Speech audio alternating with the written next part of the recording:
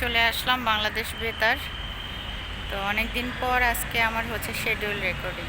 তো সকাল সকালই ওনার সাথে বেরিয়ে দেন দুজনে একত্রে নাস্তা করলাম বাইরে। তো নাস্তা করে দেন হচ্ছে যে চলে আসলাম বেতারে। চিন্তা করছি যে আবার রান্না করতে হবে, প্রিয়ন্তি ওঠার আগে রান্নাটা করতে হবে। তো চলো।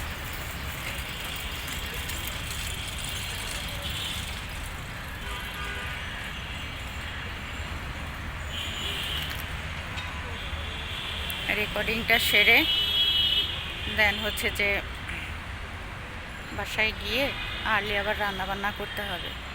খালা আসেনি, মাছ মাংস ওইভাবেই রেখে আসছি। মাছ মাংস ওইভাবে মানে মাছ ভিজিয়ে এসছি, আজকে আর অন্য কাজ না করতে বলেছি।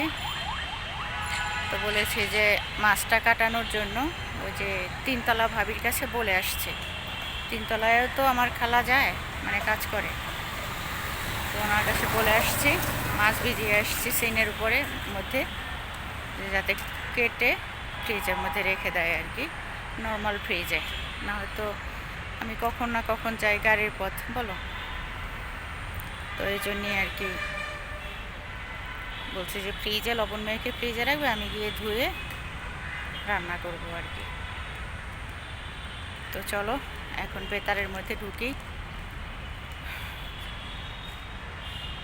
আর এখানে আসলেই না মনটা ভালো হয়ে যেত। আগে তো আটকা আটকা জায়গায় থাকতাম, এখানে আসলে মনে হয় যেন স্বর্গসুখ অনুভব করতাম।